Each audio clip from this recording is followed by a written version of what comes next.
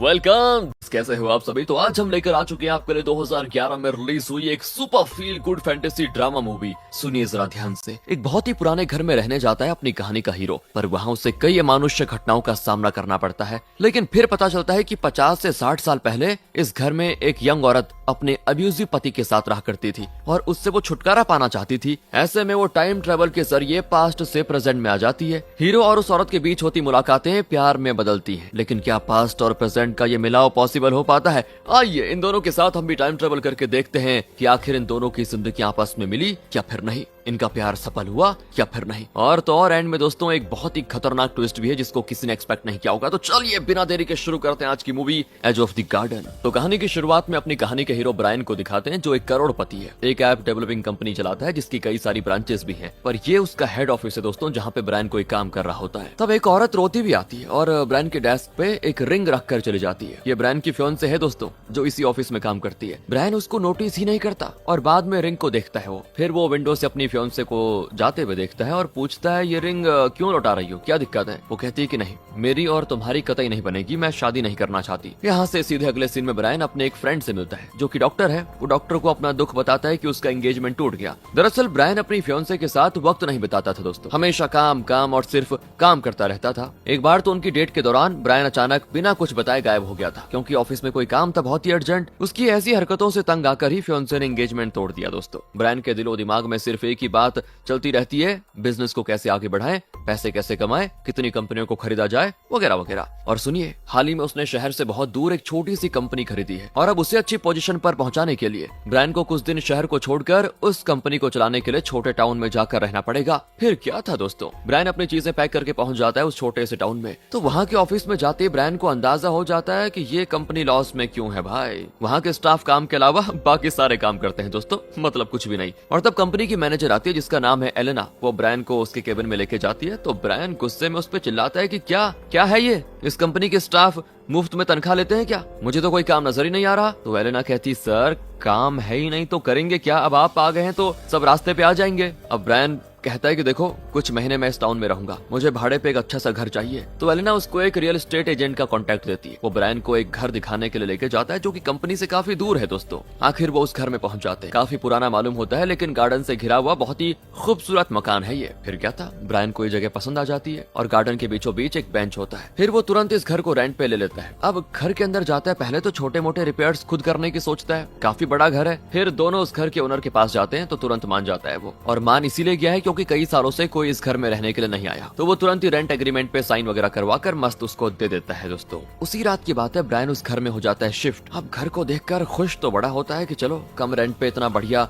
आलीशान घर मिल गया, वो भी इतनी पीसफुल जगह पे। फिर वो उस घर की फोटो क्लिक करता है लेकिन तभी अचानक खिड़की पे किसी लड़की का रूप दिखता है। जरूर कोई चोर नहीं घुस आई होगी, ये सोचकर वो हाथ में एक वेपन लिए उसको ढूंढने जाता है और चिल्लाता रहता है कि तुम जो भी हो चुपचाप मेरे सामने आ जाओ। पर कहाँ से आता कोई जब कोई था ही नहीं वहाँ पे। फिर वो सोचता है कि यार शायद मेरा वहम रहा होगा, यही सोचकर वो चुप रह जाता है। अब अगले दिन की बात है, वो ऑफिस जाकर सभी की खबर लेता है और वार्न करता है कि देखो आइंदा मुझे ऑफिस में कोई भी टाइम पास करता हुआ कहीं दिख गया तो बस उसकी खैर नहीं। तो काम वगैरह खत्म करके ब्रायन घर के लिए कुछ चीजें खरीदता है। फिर घर आकर मस्त दीवार पे बने छोटे छोटे होल्स, लीकिंग पाइप्स वगैरह को खुद ही ठीक कर देता है। तो अचानक क्या होता है कि एक औरत की आवाज आती है। घबरा जाता है अचानक से कि कल भी मुझे एक औरत का रूप दिखा था, फिर मैंने सोचा मेरा भ्रम है, लेकिन आज आवाज आ रही है, ये है क्या? वो म्यूजिक प्ले कर रहा होता है लेकिन अचानक उसमें 1960s के समय में जॉन एफ के द्वारा दिए गए स्पीचेस प्ले होने लगते हैं। ब्रायन वैसे तो भूत प्रेत वगैरह में विश्वास तो नहीं रखता, लेकिन अब इस घर में होती भी ये अजीबोगरीब घटनाएं उसे अपने विश्वास पे सवाल उठाने पे मजबूर कर देती हैं कि पक्का कुछ गड़बड़ है। खैर फिर भी वो ये चीजें इग्नोर करता है और पाइप्स की सफाई करते करते उसे एक पुराना लॉकेट और चेन मिलता है। लगता है बहुत ही पुराना लॉकेट है दोस्तों। तब ब्रायन देखता है कि घर के बाहर एक औरत कुछ ढूंढ रही है। वो जाकर उससे पूछता है कि आप कौन है और यहाँ पे क्या ढूंढ रही है? तो ब्रायन को देखकर वो औरत चौंक कर पूछती, पहले आप बताइए आप कौन है और मेरे घर के अंदर क्या कर रहे हैं? ब्रायन कहता है, बड़ी अजीब औरत है, ये घर मेरा है, मैंने कल ही इसको एग्रीमेंट पे लिया। अब इनकी तू मैमे के बीच दोस्तों वो औरत बताती है, मेरा एक लॉकेट खो गया है, उसी को ढूंढ रही हूँ। ब्रायन के हाथ में लॉकेट देखकर वो कहती है, अरे यही तो है मेरा लॉकेट, तुम्हारे पास कैसे आ गया? और ब्रायन कहता है, ये तुम्हारा लॉकेट है, पर ये तो मुझे पाइप के अंदर से मिला। मतलब क्या आप पहले इस घर में रहती थी? क्या है मुझे बताइए। अब वो कहती है, रहती थी का क्या मतलब है? अरे मैं अभी भी यहीं रहती हूँ, कहकर वो ब्रायन के हाथ से लॉकेट छीनने की कोशिश करती है, लेकिन वो लॉकेट को छू ही नहीं पाती दोस्तों। और अब ब्रायन थोड़ा सा नर्वस हो जाता है कि अरे ये तो कोई भूत आत्मा लगती है। अब वैसे लॉजिक के हिसाब से तो डर कर भागना चाहिए था ब्रायन को, लेकिन दोस्तों यहाँ वो औरत ब्रायन को भूत भूत कहते हुए वहाँ से घर के अंदर भागी आती है। मतलब औरत को लगता है कि ब्रायन भूत है, ब्रायन को लगता है कि औरत भूत है। और यहाँ पे रिवील होता है कि ये दोनों अलग अलग टाइम लाइन्स में जी रहे हैं। अब जैसे ही वो औरत घर का दरवाजा खोलती है तो घर के अंदर का माहौल, सजावट वगैरह बदला हुआ होता है, जैसे कि 1960s में लोग अपने घर सजाते थे। मतलब वो रह रही है 1960 में। वो घर के अंदर भागी चली आती है तो उसका पति पूछता है क्या हो गया, इतनी घबरा क्यों रही हो? तो वो तो अचानक हकलाने लगती है और बड़ी मुश्किल से कह पाती है कि मैं वो बाहर मेरा लॉकेट गिर गया था, एक भूत भी है वहाँ पे। इस तरह वो जो मुंह में आ रहा था वो बोल रही थी। तो वो कहता है कि ये क्या बिन सर पैर की बातें कर रही हो नोरा? जी हाँ दोस्तों, इस औरत का नाम है नोरा और यही अपनी कहानी की हीरोइन। उसके पति का नाम है थॉमस। वो शक्की किस्म का आदमी है वैसे और हमेशा नोरा पे शक करता रहता है। वो उल्टा नोरा को डांटता है कि वो भूत नहीं, जरूर तुम्हारा कोई यार होगा, बड़ी आई यहाँ नाटक करने वाली। फिर वो एक शॉटगन लेकर बाहर जाता है और चिल्लाता है कि कौन है बे जो एक लॉयर के घर में हाथ मारने की कोशिश कर रहा है, बाहर आ जरा। अब उसकी हरकतें देखकर नोरा घबरा जाती है। नोरा के बारे में मैं आपको बताऊं तो बहुत ही नरम दिल औरत है दोस्तों, हमेशा दूसरों का भला सोचती है। अब उसे ये लगता है कि कहीं जिसको मैं भूत भूत कह रही हूँ वो कोई इंसान ना हो, थॉमस के हाथों कहीं उसे कोई खतरा ना हो जाए। यही सोचकर वो थॉमस को कन्विंस करके अंदर लेके जाती है कि देखो मुझे वहम हुआ था, कोई नहीं है बाहर। और इसी बीच ब्रायन दोस्तों जो अपने टाइम लाइन में यानी कि 2010 में है, वो जल्दी से आकर दरवाजा खोलता है लेकिन वहाँ पे नोरा नहीं होती। वो घर का कोना कोना चेक करता है लेकिन कहीं पे भी नोरा का पता नहीं चलता। सोचिए यार, अगर आपके घर में ऐसा कुछ होता तो आप क्या आराम से रह पाएंगे? नहीं ना, बोरिया बिस्तर बांध कर निकलेंगे ना वहाँ से। पर ब्रायन पता नहीं किस मिट्टी का बना हुआ है दोस्तों, वो उसी घर में रात को सोता है। तब नोरा और एक आदमी की आवाजें आती रहती है, लगता है दोनों की बहस हो रही है। मतलब जो बातें वो 1960s में कर रहे हैं वो टाइम लाइन क्रॉस करके ब्रायन को सुनाई दे रही है। जरूर उस टाइमलाइन और इस टाइमलाइन के बीच कनेक्शन का कोई ना कोई जरिया जरूर है। खैर अब ब्रायन इन सारी चीजों को सीरियसली नहीं लेता और अपने काम में बिजी रहता है, लेकिन उस लॉकेट को एक जगह संभाल के रखता है वो बड़े ध्यान से। बाहर जाकर वो उस बेंच को देखता है जहाँ कल रात नोरा नजर आई थी। यहाँ से सीधे अगले सीन में 1960s का सीन दिखाया जाता है, यानी नोरा और थॉमस का फ्लैशबैक। दोनों की नई नई शादी हुई है और वो इस घर में रहने के लिए आए हुए हैं। घर की सजावट में दोनों बड़े मस्त होते हैं और गार्डन की देखभाल के लिए वो एक माली को हायर करते हैं जिसका नाम है फ्रैंक। प्रेजेंट में दोस्तों गार्डन में जो बेंच है ना, ध्यान से सुनना, उस बेंच को पहली बार फ्रैंक एक ट्रक में लाया था। वो उसे उठाकर गार्डन में सेट कर रहे होते हैं, पर थॉमस को होता है शक कि नोरा और फ्रैंक का अफेयर चल रहा है। फ्रैंक बहुत ही अच्छा आदमी है दोस्तों वैसे तो, और उसका ऐसा कोई इरादा नहीं होता, लेकिन थॉमस तो ठहरा शक्की आदमी। वो फ्रैंक से कहता है कि काम खत्म करके तुरंत निकल जाना, बिना जरा देरी किए हुए भी। ओके, और वैसे कल रात तुम यहाँ पे आए थे क्या? फ्रैंक कहता है रात को मैं यहाँ क्यों आऊंगा सर, मेरा काम तो दिन में हो जाता है। अब थॉमस काम पे चला जाता है तो फ्रैंक नोरा से पूछता है कल रात क्या हुआ मैडम, सर इतने गर्म क्यों है? तो नोरा कहती है कुछ भी नहीं, तुम अपना काम करो। लेकिन उसके अंदर का छुपा हुआ दर्द, बेबसी, ये सब फ्रैंक समझ जाता है कि पक्का कुछ गड़बड़ है। वैसे आपको बताऊं दोस्तों तो नोरा को गार्डन में बैठकर पेड़ पौधों और फूलों को निहारने में बहुत ही शांति मिलती है, इसलिए उसने बड़े चाव से वो बेंच लगाया है वहाँ पे। और अब प्रेजेंट में ब्रायन इस घर के बारे में एलिना से पूछता है तो वो कहती है कि सर हम बचपन से उस घर को देखते आ रहे हैं, बचपन में वहाँ जाकर गार्डन में खेलते भी थे, इसके अलावा उस घर के बारे में कुछ खास नहीं जानते। अब दोस्तों ब्रायन के लिए उस घर की कहानी एक मिस्ट्री बनकर रह जाती है। खैर उस रात भी वो गार्डन के बेंच पे नोरा को देखता है और उससे बात करने की कोशिश करता है, लेकिन वो डरती है कि तुम कौन हो, मेरे घर पर क्यों आते रहते हो, अगर मेरे पति को पता चल गया तो दिक्कत हो जाएगी। ब्रायन कहता है कि देखिए पहले मेरी बात ध्यान से सुनिए, आप डरिए मत, डरना तो मुझे चाहिए आपसे। मैंने हाल ही में ये घर लिया है और अक्सर आपको यहाँ पे देख रहा हूँ मैं, मुझे तो शक है कि आप भूत हो या फिर आप किसी दूसरे जमाने से टाइम ट्रेवल करके यहाँ पर आ जाती हो। आपका ड्रेस, हुलिया वगैरह देखकर तो यही लगता है। बताइए ना आप है कौन, पहले आप ये बताइए आप कौन से साल में है? तो नोरा कहती है 1960। और अब ब्रायन चौंक जाता है कि क्या, मैं तो 2010 में जी रहा हूँ, तो क्या आप 50 साल पहले के टाइम से ट्रेवल करके आती है यहाँ पे? और यहाँ पर पता चलता है कि नोरा टाइम ट्रेवल करके प्रेजेंट में आकर इस बेंच पे बैठ सकती है दोस्तों, लेकिन फूलों को या पौधों को छू नहीं सकती। ब्रायन कहता है ये फूल और पौधे तो एकदम सूख चुके हैं, लेकिन फिलहाल नोरा की नजरों में फूल एकदम फ्रेश और खिले हुए दिखते हैं, क्योंकि वो 1960 में वो इस गार्डन की बढ़िया देखभाल करती थी ना, क्योंकि वो फूल देख रही है 1960 में दोस्तों, इसीलिए। इतने में थॉमस नोरा को बुलाता है तो वो वापस घर भाग जाती है। अब 1960 में अगली सुबह की बात है, नोरा और फ्रैंक मिलकर गार्डनिंग कर रहे होते हैं। नोरा को ब्रायन के बारे में जानने की बड़ी उत्सुकता होती कि उसका नाम क्या होगा, क्या मैं फिर उससे मिल पाऊंगी या नहीं, वगैरह वगैरह। इसी बीच वो नोटिस करती है कि थॉमस इन दोनों को खिड़की से देख रहा है, जरूर वो शक की नजर से देख रहा होगा, और ये बात नोरा को बहुत ही गुस्सा दिलाती है। वो जाकर थॉमस पर चिल्लाती है कि तुम्हें शर्म नहीं आती अपनी पत्नी पर 24 घंटे नजर रखते हुए, उस पर शक करते हुए? थॉमस कहता है कि मैं तो बस यूं ही देख रहा था कि काम ठीक से हो रहा है कि नहीं, और तुम हो कि खामखा मुझ पे चिल्ला रही हो।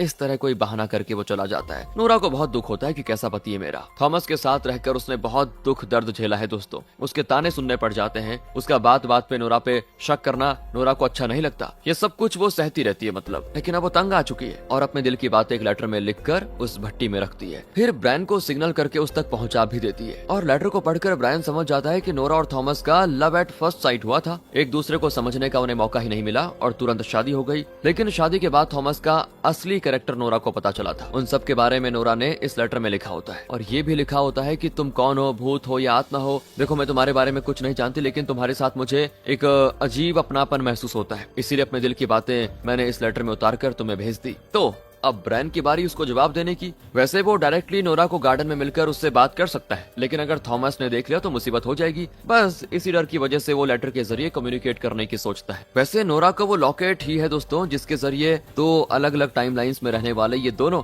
कनेक्ट हो पा रहे हैं। फिर दोनों इस तरह एक दूसरे के बारे में काफी कुछ जान पाते हैं, एक दूसरे के इमोशंस को समझ पाते हैं। ब्रायन अपने ऑफिस में होता है, तब भी उसे लगता है कि कब काम खत्म हो और कब मैं घर जाकर नोरा का अगला लेटर पढूं। ऐसे में एक दिन की बात है, नोरा को बहुत तेज बुखार हो जाता है, सर दर्द से सर फटा जाता है। नोरा को शायद कोई ऐसी बीमारी है दोस्तों जिसका उस जमाने में इलाज नहीं था, लेकिन 2010 में उसका इलाज निकल आया है। 1960s का डॉक्टर कहता है कि तुम्हारे हाथ में ये जो रैश है ये इन्फेक्शन का सिम्टम है और फिलहाल इसकी कोई दवा नहीं बनी हुई है। और थॉमस कहता है ये हमेशा पेड़ पौधों की देखभाल करती रहती है डॉक्टर, जरूर किसी कीड़े मकोड़े ने काट लिया होगा, आपके पास जो भी दवा है दे दीजिए, ठीक होना होगा तो हो जाएगी। इस तरह वो बड़े गैर जिम्मेदार तरीके से पेश आता है, जैसे कि नोरा को कुछ भी हो जाए उसे फर्क ना पड़े। लेकिन दिन भर दिन नोरा की हालत बड़ी खराब हो जाती है दोस्तों, और यहाँ कई दिनों से ब्रायन को नोरा का कोई लेटर भी नहीं मिला था। बहुत ही उदास हो जाता है वो कि क्या हो गया होगा नोरा को। फिर भी नोरा बीमार हालत में भी उसके लिए लेटर लिखती है दोस्तों, और उसमें अपनी बीमारी के सिम्टम्स के बारे में बताती और साथ ही पूछती भी है कि क्या फ्यूचर में इसका कोई इलाज है। तो ब्रायन कहता है ठीक है, मेरा दोस्त डॉक्टर है, उससे पूछूंगा। कहकर वो अपने दोस्त के पास जाता है और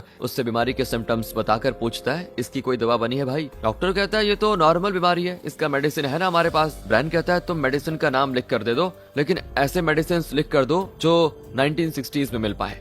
वो चौंक जाता है, पागल है क्या, क्या कह रहा है, पीकर आया है क्या, 1960s की दवा मैं क्यों लिख कर दूं। तो ब्रायन कहता है कि भाई प्लीज सवाल मत करो यार, बस है तो लिख के दे दो, मैं तुम्हें जवाब दूंगा लेकिन अभी नहीं, और जवाब दे भी दिया तो तुम्हारे पल्ले नहीं पड़ेगा, प्रिस्क्रिप्शन मुझे मेल कर देना प्लीज। कहकर ब्रायन चला जाता है दोस्तों, और फिर उन मेडिसिन को लेटर में लिखकर वो नोरा के हाथ में पहुंचा देता है। और फिर नोरा फ्रैंक की मदद से उसके ट्रक में डॉक्टर के पास जाती है। वो उस जमाने के डॉक्टर को मेडिसिन के नाम देकर कहती है आप ये वाले मेडिसिन लिख दीजिए, शायद इससे मेरी बीमारी ठीक हो जाए। डॉक्टर कहता है ये मेडिसिन तो मार्केट में अभी नए आए हैं, ठीक से टेस्ट भी नहीं किए गए हैं, अगर इससे कोई साइड इफेक्ट हो गया तो। नोरा कहती है कि फिक्र मत कीजिए डॉक्टर, मेरा एक दोस्त है डॉक्टर, फॉरेन में रहता है, उसी ने रिकमेंड किया है, प्लीज आप यही मेडिसिन प्रिस्क्रिप्शन में लिख कर दे दीजिए। अब डॉक्टर क्या ही करता यार, उसके पास कोई और रास्ता तो था नहीं, और फिर वो उन मेडिसिन को प्रिस्क्राइब कर देता है। नोरा भी उन मेडिसिन को लेना शुरू कर देती है और धीरे धीरे बेहतर फील करती है, लेकिन वो बेड रेस्ट में होती है जिस वजह से वो खत नहीं लिख पाती। अब नोरा के लेटर्स को ना पाकर यहाँ ब्रायन को बड़ी उछल कूद होती है कि पता नहीं उन मेडिसिन को लेकर नोरा की कैसी हालत होगी, सही होगी कि नहीं, क्या हो गया उसे। इसी बीच 1960s का डॉक्टर थॉमस से कहता है कि मुझे बताओगे जरा वो कौन है जो नोरा का कोई डॉक्टर फ्रेंड है, क्योंकि वो जो डॉक्टर फ्रेंड है ना नोरा का, उसने उसके लिए बहुत ही अच्छे मेडिसिन रिकमेंड किए थे। मैंने वो मेडिसिन अपने 2 और पेशेंट को भी प्रिस्क्राइब किए, उनकी हालत में भी सुधार आ चुका है। अब दोस्तों आप तो जानते ही हैं कि थॉमस की क्या हालत हुई होगी ये सुनकर। वो बड़बड़ाने लग जाता है कि कौन है वो डॉक्टर, नोरा का फ्रेंड कौन, और वो भी डॉक्टर, जरूर नोरा का उसके साथ कुछ अफेयर चल रहा होगा। दूसरी ओर दोस्तों प्रेजेंट में ब्रायन कुछ दिनों से ऑफिस में एकदम से उदास बैठा रहता है। एलेन आकर बताती है सर एक खुशखबरी है, आपके आने के बाद कंपनी काफी मुनाफा कमाने लगी हुई, बधाई हो आपको। लेकिन ब्रायन के चेहरे पे जरा सी भी खुशी नहीं होती, क्योंकि वो नोरा को बहुत मिस करता है, क्योंकि कई दिनों से उसका लेटर नहीं मिला उसे। और जब ब्रायन घर जाता है तो गार्डन बेंच पर नोरा को बैठा हुआ देखकर बड़ा खुश होता है। वो नोरा के पास भागा चलाता है और पूछता है कि तुम कहाँ चली गई थी, इतने दिनों से लेटर क्यों नहीं लिखा, मैं तुम्हें कितना मिस कर रहा हूँ पता है। उसकी बातों से साफ जाहिर होता है कि उसे नोरा से प्यार हो गया है। नोरा खुश होती और कहती कि तुम्हारे उन मेडिसिन की वजह से मैं देखो बिल्कुल ठीक हो गई हूँ। दोनों पास में बैठकर बातें करते। ब्रायन पूछता है थॉमस कहाँ पे, तो नोरा बताती वो तो काम के सिलसिले में दूसरे शहर गया हुआ है, मैं उससे तंग आ चुकी हूँ ब्रायन, आजकल शक के मारे वो मुझे बहुत ही टॉर्चर कर रहा है, नरक बनी हुई है मेरी लाइफ उसकी वजह से। लेकिन अगर मुझे किसी चीज की तसल्ली है तो वो है सिर्फ तुमसे बात करके मेरा जी बहुत हल्का हो जाता है, एक अलग ही शांति मिलती है। ब्रायन कहता है कि शायद ये मैजिकल लॉकेट है, क्योंकि इसी की वजह से हम दोनों टाइमलाइंस को पार करके मिल पा रहे हैं। नोरा कहती है वो तो मैं नहीं जानती, लेकिन मेरी नानी कहती थी कि जब ये लॉकेट हाथ में होता है तो अपने दिल को प्यारा लगने वाला इंसान तुम्हारी लाइफ में आता है। ये उन्हीं का लॉकेट है, इसी के जरिए नानी नाना से मिली थी और मेरी माँ पापा से। अब ये तुम्हारे हाथ में है तो मतलब तुम्हें प्यारी लगने वाली औरत से तुम्हारी मुलाकात जरूर होगी। और ब्रायन का चेहरा पर एकदम से उतर जाता है कि नोरा मेरे दिल के इतने करीब है, वो किसी और की बात क्यों कर रही है। दरअसल दोस्तों, वैसे तो नोरा भी ब्रायन को पसंद करती है, लेकिन नोरा की शादी हो चुकी है ना, इसीलिए शायद ब्रायन से प्यार करना वो अपने दायरे से बाहर की बातें समझती है। और तो और उस जमाने में अमेरिकन सोसाइटी में तलाक उतनी आम बात नहीं थी, इसलिए थॉमस नोरा को जितना भी सताए, उसे अब्यूज करे, नोरा को उसी के साथ जीवन यापन करना होगा। इस बात को दोनों ही रियलाइज कर लेते हैं। वैसे नोरा कहती है, मुझे नहीं पता कि 60 साल के बाद ये गार्डन रहेगा भी या नहीं, लेकिन क्या तुम मेरी खातिर यहाँ एक फ्लावर गार्डन में लगाओगे। ब्रायन कहता है ठीक है, और अगले दिन ब्रायन उस बेंच के पास दोस्तों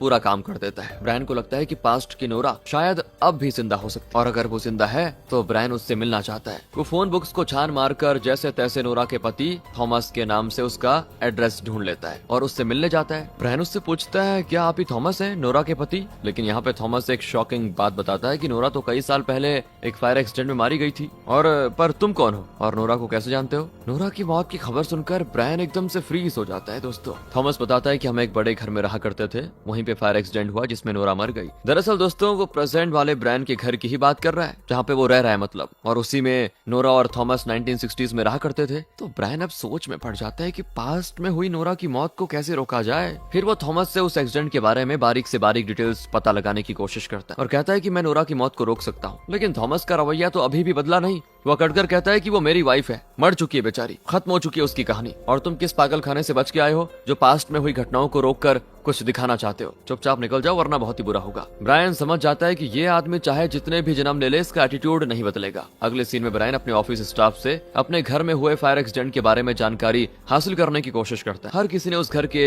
एक्सीडेंट के बारे में अपनी माँ या दादा दादी के मुंह से कुछ न कुछ जरूर सुना होता है, लेकिन एक स्टाफ ब्रायन को एक वेबसाइट दिखाता है जिसमें इस इलाके में हुए 1960 में एक्सीडेंट्स के बारे में लिखा होता है। उससे साफ पता चलता है कि वो एक्सीडेंट कैसे हुआ, नोरा की मौत कैसे हुई और उसका पति थॉमस कैसे बचा, वगैरह वगैरह। ब्रायन तो फैसला कर लेता है कि वो ये सारी बातें नोरा तक पहुंचाएगा और कैसे भी करके उसकी जान बचा के रहेगा, क्योंकि उसे नोरा से प्यार हो गया है, इसीलिए वो उसको बचाना चाहता है किसी भी कीमत पे। लेकिन ऐसे में कबाब में हड्डी बनकर उसकी एक्स फियांसे आ जाती है दोस्तों और माफी मांगती है कि मैंने जल्दबाजी में एंगेजमेंट तोड़ दिया, मुझे तुम्हारी ये सिचुएशन को समझना चाहिए था, प्लीज मुझे एक्सेप्ट कर लो। और अभी फिलहाल तो ब्रायन उसमें बिल्कुल भी इंटरेस्टेड नहीं है दोस्तों, कहता है कि फिलहाल मुझे बहुत ही काम है, बाद में मिलेंगे। लेकिन वो छोड़ने का नाम ही नहीं लेती। ऊपर से ब्रायन उसे घर में नहीं रख सकता, क्योंकि अगर फियांसे आएगी तो वो नोरा से मिल नहीं पाएगा। लेकिन फिर कोई रास्ता ना पाकर वो उसे घर लेकर आ जाता है। पास्ट में नोरा और थॉमस बैठकर खा रहे होते हैं। थॉमस काफी गर्म होता है क्योंकि वो नोरा से जानना चाहता है कि कौन है तुम्हारा वो डॉक्टर फ्रेंड, बताओ जरा, आदमी है या औरत, और तुम्हारा उससे क्या रिश्ता है। नोरा को डॉक्टर के पास फ्रैंक लेकर गया था, तो फ्रैंक और नोरा का क्या चक्कर चल रहा है, इस बात पे भी थॉमस कई सारे सवाल उठाता है। इतने में दोस्तों कोई दरवाजा नॉक करता है तो नोरा खोलने जाती है, लेकिन थॉमस उसको रोककर कहता है कि इतनी रात गए, तुम्हारा अब कौन सा यार आ गया तुमसे मिलने के लिए, मैं भी तो देखूं। कहकर वो जाकर दरवाजा खोलता है तो वहाँ पे फ्रैंक खड़ा होता है। बस दोस्तों अब थॉमस हो जाता है बिल्कुल आग बबूला, लेकिन काफी धीमी आवाज में कहता है, क्या बात है फ्रैंक, इस वक्त कैसे आना हुआ। फ्रैंक कहता है, वो नोरा मैडम ने कहा था कि फ्लावर गार्डन का काम इसी हफ्ते के अंदर पूरा होना चाहिए, उसके लिए कुछ मटेरियल्स खरीद कर लेकर आने थे, उसी के बारे में पूछने आया था। अच्छा, मटेरियल्स खरीदने थे और ये बात पूछने के लिए तुम्हें रात का वक्त ही मिला, वाओ। इस तरह मीठी आवाज में गुस्से में बोलकर वो नोरा से कहता है कि डार्लिंग तुम जरा अंदर रहो, मैं फ्रैंक से 2-4 बातें करके आता हूँ बढ़िया वाली। कहकर वो बाहर जाता है और अपने पीछे दरवाजा बंद कर लेता है। अब थॉमस फ्रैंक से पूछता है कि उस रात भी तुम ही आए थे ना, जल्दी बता दे बेटा। फ्रैंक कहता है, नहीं आया था मैं, कितनी बार बताऊं आपको। अच्छा, नोरा को वो प्रिस्क्रिप्शन किसने दिया था। फ्रैंक कहता है कि मैं क्या जानूं सर किसने दिया, मैं तो बस मैडम को डॉक्टर के पास लेकर गया था। अब आए ना रास्ते पे, बताओ उसे तुम क्यों छोड़ने गए थे, उसका पति मर गया था क्या जो तुम उसको छोड़ने गए थे। सर देखिए प्लीज गलत बात मत कीजिए, उस वक्त आप घर पर नहीं थे, वो अकेली थी और उन्होंने मुझसे रिक्वेस्ट की थी बस, इसलिए मैंने उनकी मदद कर दी और कोई कुछ नहीं हमारे बीच। फिर भी थॉमस शांत नहीं होता दोस्तों। अब नोरा थॉमस से कहती है कि ये क्या कर रहे हो आप, क्या कर रहे हैं, प्लीज यहाँ तमाशा मत करो। और थॉमस गुस्से में फ्रैंक को कस के मारता है और कहता है कि बेटा आइंदा गार्डनिंग या किसी और काम का बहाना करके मेरे घर के आसपास नजर भी आए ना तो जान से मार डालूंगा। फ्रैंक चाहता तो थॉमस को मार सकता था और थॉमस एक ही मार में गिर भी जाता, लेकिन फ्रैंक ऐसा नहीं करता, बल्कि ये कहकर चला जाता है कि तुम्हारी किस्मत बहुत ही अच्छी है कि तुम्हें नोरा जैसी वाइफ मिली है, वरना कोई और औरत होती ना तो कब का तुम्हारे कान में दबा के मार के चली जाती तुम्हें, क्योंकि तुम बहुत ही घटिया आदमी हो। इस पर थॉमस को और गुस्सा आता है, पर अब नोरा चुप नहीं रहती और चिल्लाती है कि देखो आज तो तुमने हद कर दी। बात बात पे शक करते रहोगे तो मैं तो क्या कोई भी औरत तुम्हारे साथ गुजारा नहीं कर सकती। न जाने वो कौन सी मनुष्य घड़ी थी जब मैंने तुमसे शादी करने की सोची। शादी के बाद एक दिन भी मैं चैन से जी नहीं पाई तुम्हारी वजह से। रोज इस नरक में जी रही हूँ। अंदर खाना लगा दिया, खा लो चुपचाप वरना भूखे मरो। लेकिन प्लीज मेरा पीछा छोड़ दो और मुझे 2 पल की शांति दो, कहकर नोरा उस बेंच पे बैठ जाती है और बेचारी बहुत रोती है। और यहाँ फ्यूचर में दोस्तों ब्रायन अपनी एक्स फियोंसे के साथ किचन में होता है। ब्रायन की हरकतों से उसको लगभग पता चल ही जाता है कि ब्रायन उससे नहीं किसी और से प्यार करता है। ब्रायन उसे किचन में छोड़कर बाथरूम की ओर आ जाता है तो नोरा बाहर बैठी रो रही होती है। वो अपने शूज उतारकर दबे पांव नीचे जाकर नोरा से पूछता है क्या हो गया, क्यों रो रही हो? तो नोरा उसको A to Z सारी चीजें बताती है और कहती है कि नहीं अब मुझसे और बर्दाश्त नहीं होगा, मैं थॉमस को तलाक देने वाली हूँ। तो ब्रायन उसको दिलासा देता है कि देखो फ्यूचर के थॉमस से मैं मिल चुका हूँ, काफी बूढ़ा है वो, लेकिन उसका कैरेक्टर बिल्कुल वैसा का वैसा है, बिल्कुल नहीं बदला। और साथ ही दोस्तों यहाँ ब्रायन नोरा को बताता है कि तुम इस घर में एक फायर एक्सीडेंट में मरने वाली हो, लेकिन मैं तुम्हें बचाना चाहता हूँ। अब नोरा डर जाती है, लेकिन ब्रायन उसको हिम्मत देता है कि घबराओ मत, मैं तुम्हें कुछ होने नहीं दूंगा। एक्सीडेंट 1 हफ्ते के अंदर होने वाला है, इसलिए काम करो 1 हफ्ते के लिए कहीं बाहर चले जाओ। अब नोरा को ब्रायन पर पूरा विश्वास हो जाता है और वो उससे प्यार करने लग गई थी, इसीलिए दोनों बहुत ही इमोशनल होकर एक दूसरे के करीब आते हैं। लेकिन बदकिस्मती से दोनों अलग अलग टाइमलाइंस में होने की वजह से एक दूसरे को छू नहीं पाते। ऊपर से दोस्तों तभी थॉमस चिल्लाता है कि नोरा क्या कर रही हो उतनी देर बाहर, जल्दी आओ अंदर। नोरा भी जाते जाते कह देती है कि देखो मैं 1 हफ्ते के लिए कहीं दूर चले जाऊंगी, लेकिन इस दौरान ना तुमसे मुलाकात हो पाएगी और ना ही तुम्हें मैं खत लिख पाऊंगी, इसलिए इंतजार करना, मैं बहुत ही मिस करूंगी तुम्हें। और फिर नोरा घर जाकर अपनी सारी चीजें पैक करने लगती है। तो थॉमस पूछता है कहाँ जा रही हो मैडम, उस फ्रैंक के साथ भाग रही हो क्या? नोरा कहती है मैं तुम्हारे साथ अब जी नहीं सकती थॉमस, बहुत हो गया, मैं कहीं और जाकर चैन की जिंदगी जीना चाहती हूँ, छोड़ दो मुझे। लेकिन वो जबरदस्ती नोरा को कमरे में बंद कर देता है। नोरा चिल्लाती रहती कि प्लीज थॉमस दरवाजा खोलो, दरवाजा खोलो, यहाँ पे एक फायर एक्सीडेंट होने वाला है और मैं उसमें मरने वाली हूँ, प्लीज मुझे बचाओ। लेकिन थॉमस को कहाँ कुछ सुनाई ही नहीं देता, और सुनाई देता भी है तो वो नोरा को बचाने के लिए कुछ करना नहीं चाहता। दूसरी ओर ब्रायन की फियोंसे ब्रायन की चीजें टटोल रही होती है और तब उसको नोरा के लिखे हुए लेटर्स मिल जाते हैं और वो समझ जाती है कि ब्रायन नोरा नाम की औरत से प्यार करता है। हालांकि वो नहीं जानती कि नोरा तो पास्ट में जी रही है, वो भी 50-60 साल पहले। और तो और दोस्तों उस लॉकेट को उठाकर भी वो देखती है और गलती से उसे भट्टी में गिरा देती है। असल में ब्रायन कभी उस भट्टी में आग नहीं लगाता था, क्योंकि उसी के जरिए उसको नोरा के लेटर्स मिलते थे, लेकिन उसकी फियोंसे ये बात नहीं जानती और उसने वहाँ पे आग लगा दी है और वो लॉकेट जलने लग जाता है। दूसरी ओर भट्टी में लगी आग की वजह से धुआं निकलने लग जाता है, जो कि कहाँ सीधे नोरा के कमरे की ओर जाता है। वो घबरा जाती है कि अच्छा कहीं ऐसा तो नहीं कि इसी आग की वजह से फायर एक्सीडेंट होगा और उसमें मैं मर जाऊंगी। तो वो चिल्लाती, लेकिन थॉमस एकदम बेफिक्र बैठा होता है। पास्ट में नोरा चिल्ला रही है जो प्रेजेंट में दोस्तों ब्रायन को सुनाई देता है, और अब ब्रायन घबराकर नोरा को बचाने के लिए तुरंत भागा चलाता है, लेकिन न जाने क्यों दोस्तों वो पास्ट में आ जाता है और इस वजह से थॉमस उसको देख पाता है। और आप तो जानते ही हैं उस शैतान के दिमाग में क्या चल रहा होगा। वो चिल्लाता है कि तुम कौन हो रे, मेरी वाइफ से मिलने आए हो क्या? और फिर ब्रायन गुस्से में उसको एक तगड़ा पंच मारता है और थॉमस एकदम सिकुड़ कर वहीं पे गिर जाता है। ब्रायन हर तरफ नोरा को ढूंढता है दोस्तों। ब्रायन की आवाज को सुनने के बाद नोरा की जान में जान आती है और कहती है कि ब्रायन मैं यहाँ पे हूँ, प्लीज मुझे बचाओ। और आखिर ब्रायन उस कमरे का पता लगा लेता है और दरवाजा खोलकर उसे बचा कर ले आता है। मतलब दोस्तों अब ब्रायन और नोरा पास्ट में एक हो चुके हैं, लेकिन थॉमस यूं ही इनको छोड़ने वाला नहीं है। वो शॉटगन लिए दोनों पे एम करके खड़ा होता है। ब्रायन और नोरा उसको बहुत समझाने की कोशिश करते हैं, लेकिन वो नहीं मानता। वो शूट करने वाला होता है कि उसकी आंखों के सामने वो दोनों हो जाते हैं गायब। ब्रायन वापस अपनी टाइमलाइन में आ जाता है और उसका कारण है दोस्तों वो लॉकेट जो जल रहा है। वो जल्दी से उसको निकाल लेता है, लेकिन वो थोड़ा डैमेज हो गया था, इसी वजह से शायद टाइम ट्रेवल करने का मैजिकल पावर्स अब उसमें नहीं है। और अब ब्रायन अपने प्रेजेंट के टाइमलाइन को क्रॉस करके नोरा के पास नहीं जा सकता और ना ही उससे मिल सकता है। फिर वो गुस्से में अपनी एक्स फियोंसे पे चिल्लाता है, वो भी ब्रेकअप करके चली जाती है। लेकिन अब ब्रायन की समझ में नहीं आता कि क्या वो वाकई में नोरा को बचाने में सफल हुआ या नहीं। पता नहीं पास्ट में क्या हुआ होगा। नोरा को फायर एक्सीडेंट से तो बचा लिया, लेकिन थॉमस से वो बची या नहीं ये भी पता नहीं। वो फिर से फोन बुक देखता है, क्योंकि अगर पास्ट में कुछ बदला होगा तो जरूर प्रेजेंट में भी कुछ चेंजेस हुए होंगे। वो देखता है कि खुद नोरा के फुल नेम से एक फोन नंबर रजिस्टर्ड है। ब्रायन तुरंत उस नंबर को कॉल करके एड्रेस जान लेता है और सीधे पहुंच जाता है वहां पे। पर ये क्या दोस्तों, घर तो बंद होता है। वो आसपास में पूछताछ करता है तो एक औरत उसे बताती है कि नोरा फिलहाल एक नर्सिंग होम में रहती है। और अब ब्रायन उससे मिलने के लिए बहुत ही उत्सुक होता है और चला जाता है नर्सिंग होम। वहाँ की स्टाफ नर्सिंग होम के गार्डन में बेंच पर बैठी एक बुजुर्ग औरत की ओर इशारा करके कह देती है कि देखिए वो है नोरा। ओ यार, इतने साल के बाद भी नोरा को गार्डन में बैठकर फूलों को निहारने में ही शांति मिलती है। ब्रायन उसके लिए गुलदस्ता लेके जाता है और उसे देखकर नोरा ब्रायन का चेहरा देखती है और अचानक उसका चेहरा खिल जाता है। पूछती है ब्रायन